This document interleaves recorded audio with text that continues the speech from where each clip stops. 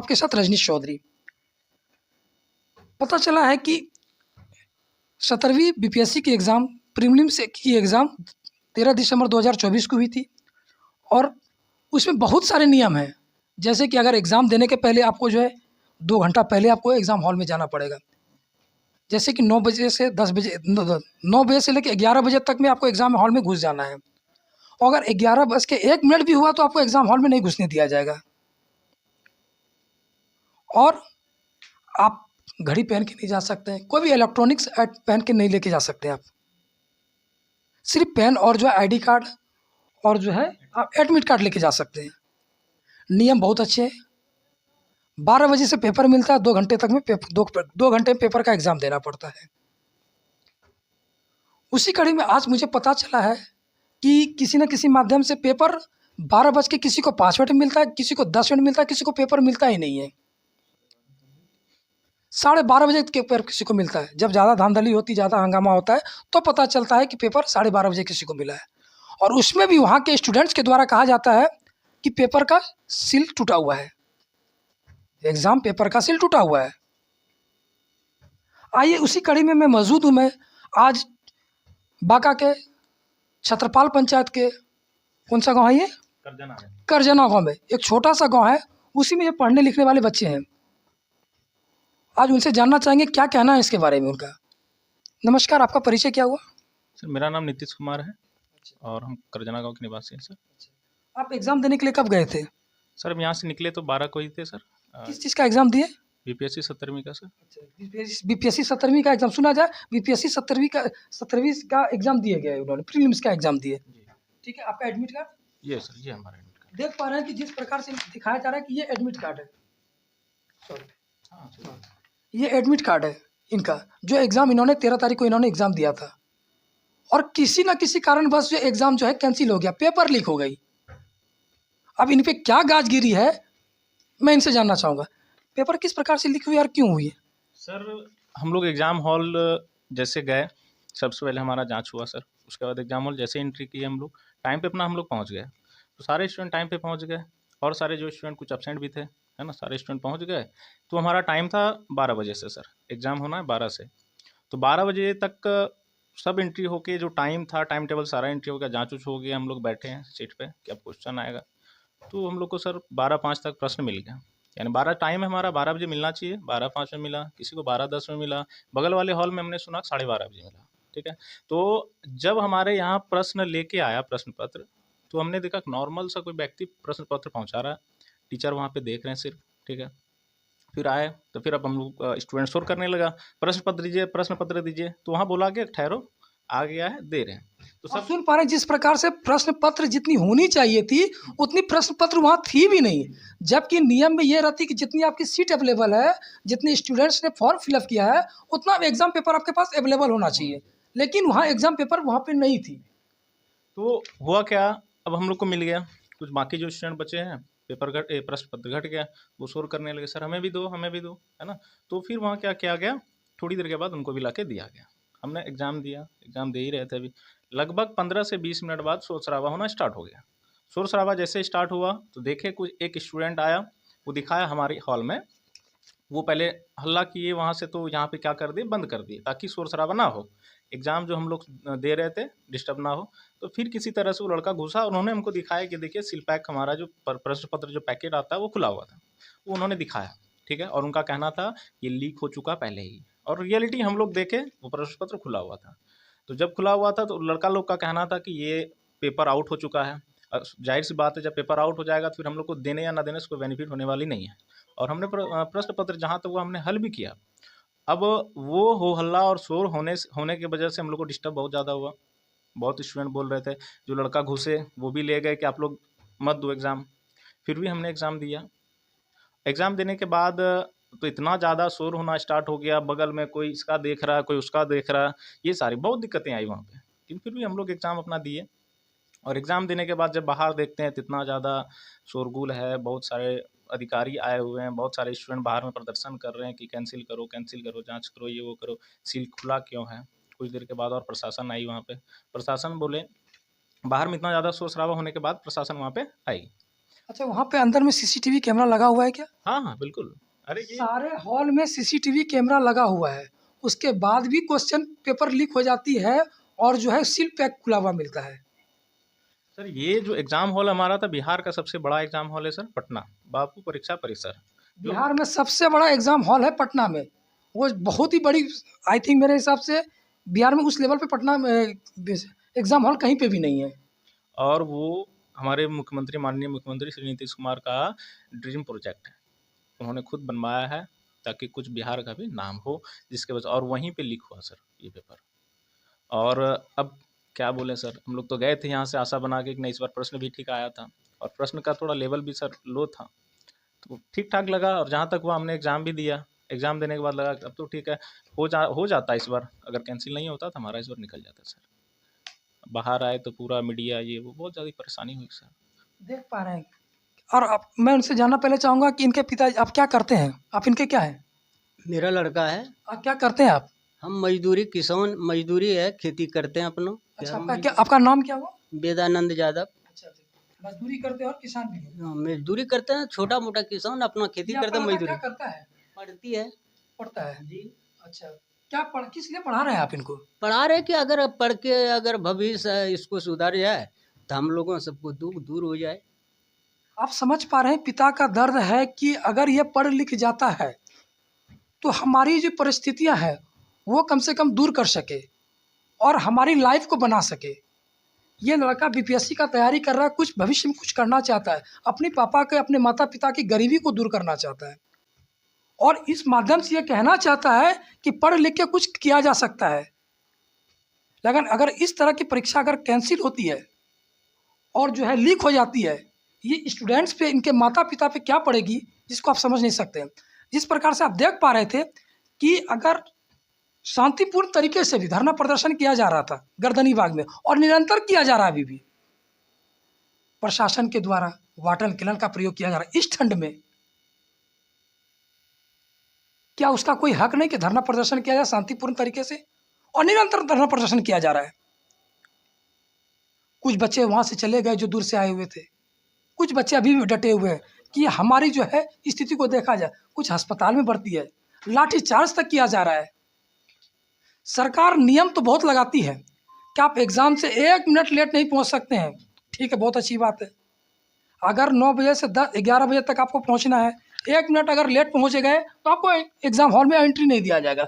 12 बजे से आपको एग्जामिनेशन पेपर मिलता है, उसके पश्चात आपको 2 घंटे में पेपर कंप्लीट करना पड़ता है। एग्ज़ाम पेपर जो है 5 मिनट लेट पहुंचता है, 10 मिनट लेट पहुंचता है, पेपर पहुंचता ही नहीं है। जितना स्टूडेंट्स उतना पेपर मिलता ही नहीं है। बाद में पता चलता आधा घंटा के बाद पेपर फिर से पुनः दिया गया और सील टूटा हुआ दिया गया। वहाँ का मैनेजमेंट भी ठीक नहीं, वहाँ का जो मैनेजमेंट होना चाहिए, पटना सिटी में अगर एग्ज़ाम हो रही है तो मैनेजमेंट होना चाहिए ना, स्ट्रिक्ट होना चाहिए, टीचर टाइट होने चाहिए, अधिकारी टाइट होने चाहिए। वो नहीं था, कुछ नहीं था वहाँ पे। बिहार की राजधानी पटना है, और जब पटना की ये स्थिति है, राजधानी की ये स्थिति है, कि वहाँ की मैनेजमेंट की ये स्थिति है, तो स्टूडेंट्स और माता पिता पे क्या पड़ेगा जो पढ़ा लिखा रहे हैं। अब तो आपका लाइफ तो लगभग तो, अब आगे क्या कीजिएगा? अभी तो ये आयोग द्वारा, और आयोग द्वारा तो ये है कि कैंसिल तो हमारा केंद्र तो हमारा ये सेंटर था वो तो कैंसिल हो ही गया है, ठीक है। उसके बाद हमारा दोबारा एग्ज़ाम है 4 तारीख को, 4 जनवरी, परसों। तो फिर परसों जाना होगा। और यहाँ पे हम लोग ये भी देख रहे हैं धरना प्रदर्शन में क्या हो रहा है कि पूरे अभी एग्ज़ाम जो कैंसिल किया गया वो एक सेंटर का क्या हुआ, सिर्फ मेरा, यानी जो बापू परीक्षा परिसर में जितना स्टूडेंट का था वो कैंसिल हो गया। उसके बाद अब ये विद्यार्थी सबका है कहना कि जितना भी एग्ज़ाम है सारा कैंसिल करिए आप, एक एग्ज़ाम सेंटर कैंसिल नहीं करिए, करना है तो सारा करिए। इनका कहना, धरना प्रदर्शन में ये कहना है स्टूडेंट्स का कि अगर आपको एग्ज़ाम कैंसिल, अगर पेपर लीक हुई है तो सारे जगह का पेपर लीक हो गया। मतलब अगर एक पेपर अगर पटना से लीक हुई है तो हर जगह का पेपर लीक हो गया।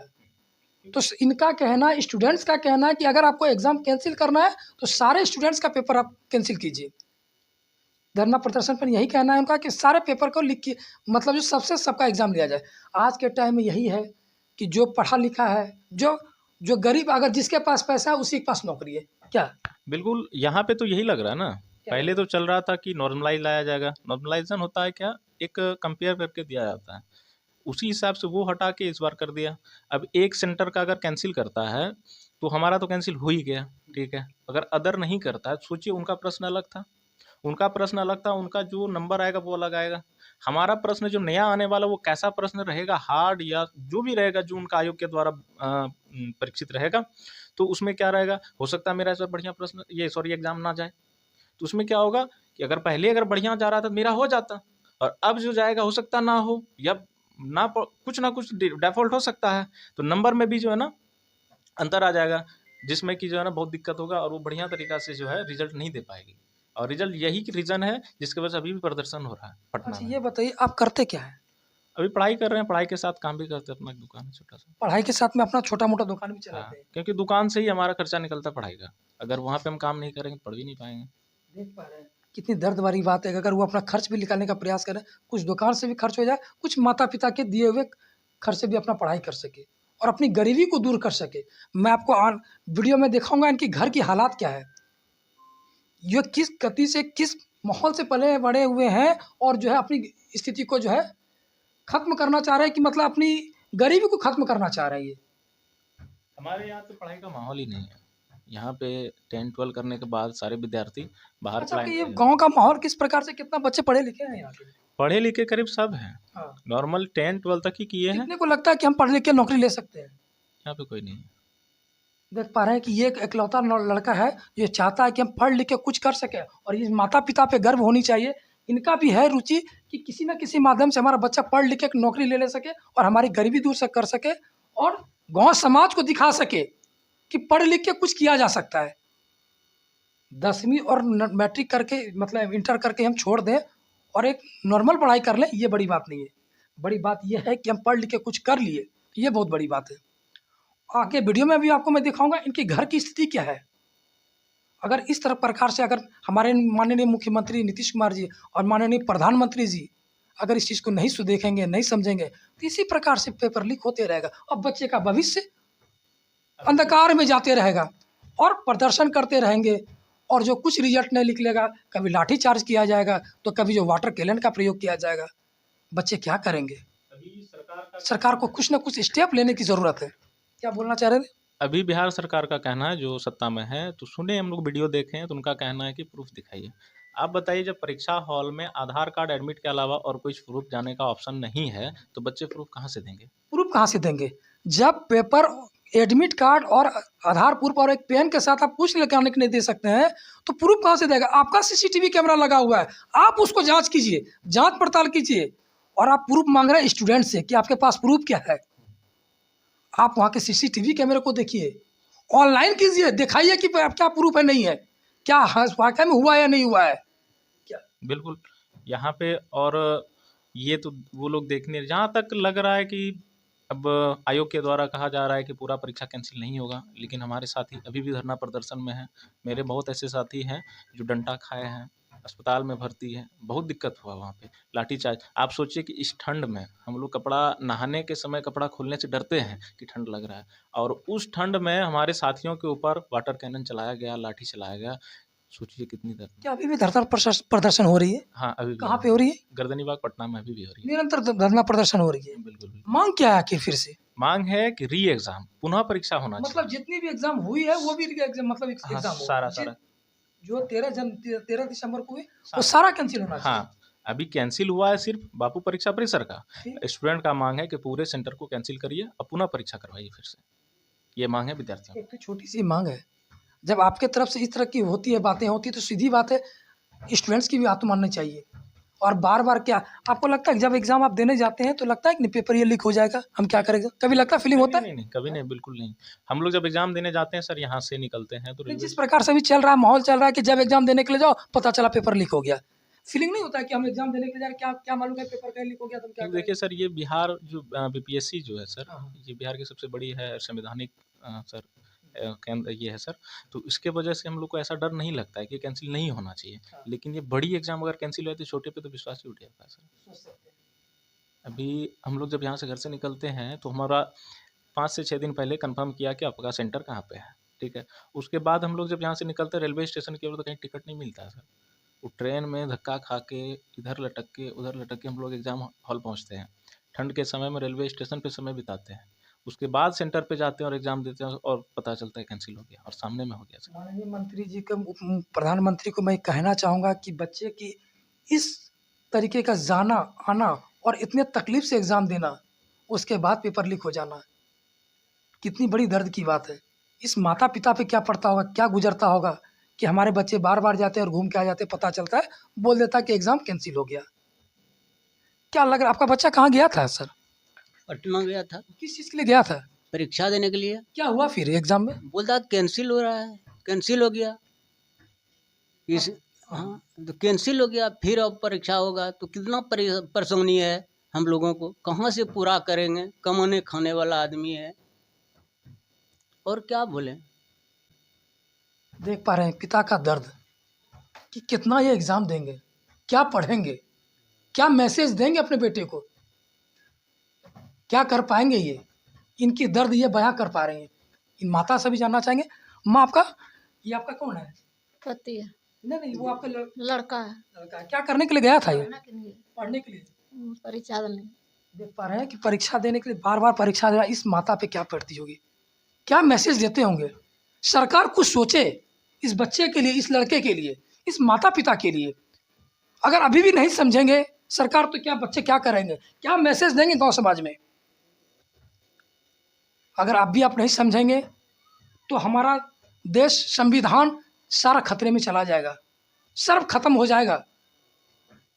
पढ़ लिख के रहेंगे तो हमारा देश आगे बढ़ेगा। जैसे मैं बताया था कि मैं आपको इनका घर, नीतीश जी का घर दिखाऊंगा जो बीपीएससी के एग्ज़ाम दे के आए हुए। देख पा रहे हैं यही इनका घर है। इस पे ये अपनी ज़िंदगी की दिनचर्या की ज़िंदगी गुजारते हैं और ये इनके माता पिता हैं जो कि इस घर पे रह के बच्ची की अच्छी परवरिश और अच्छी पढ़ाई करने का प्रयास करवा रहे हैं। अपनी मजदूरी करते हैं और जो है किसान भी हैं। देख पा रहे हैं जिस प्रकार से ये घर इनका है, नारा का है और एलिवेस्टर का है। किसी प्रकार से अपनी ज़िंदगी को अपनी स्थिति को एग्ज़ाम के माध्यम से पास होकर ये कुछ करना चाहते हैं और पता चलता है एग्ज़ाम लीक हो गया। हम इधर भी कैमरामैन को घुमाना चाहेंगे। ये इनका समाज है, ये इनका गांव है। दिखा पा रहे हैं जिस प्रकार से देख पा रहे हैं, ये देखिए। और किस प्रकार से अपनी बीपीएससी के एग्ज़ाम को देख के अपनी लाइफ को स्ट्रगल करके बढ़ाना चाहते हैं, पढ़ाना चाहते हैं और अपने बच्चे, अपने पिताजी की लाइफ को सिक्योर करना चाहते हैं कि किसी न किसी माध्यम से हम अपने पिता का जो लाइफ बना सकें, अपने भाई का लाइफ बना सकें, अपनी लाइफ को बना सकें। यह है बच्चे का आगे देश का भविष्य है। और सरकार, नीतीश कुमार जी को मैं ये कहना चाहूँगा, माननीय हमारे नीतीश कुमार जी, हमारे प्रधानमंत्री जी, हमारे राष्ट्रपति जी जो कि कानून की व्यवस्था को मजबूत करते हैं, एग्ज़ाम के पेपर को लीक ना होने दें। बच्चे की भविष्य खत्म हो जाती है, अंधकार में हो जाती है, इनका उज्जवल भविष्य जो खत्म हो जाता है, बार बार वो एग्ज़ाम देने के लिए नहीं जा पाएंगे। आप देख रहे थे पटना से 24 न्यूज़, रजनीश चौधरी की रिपोर्ट।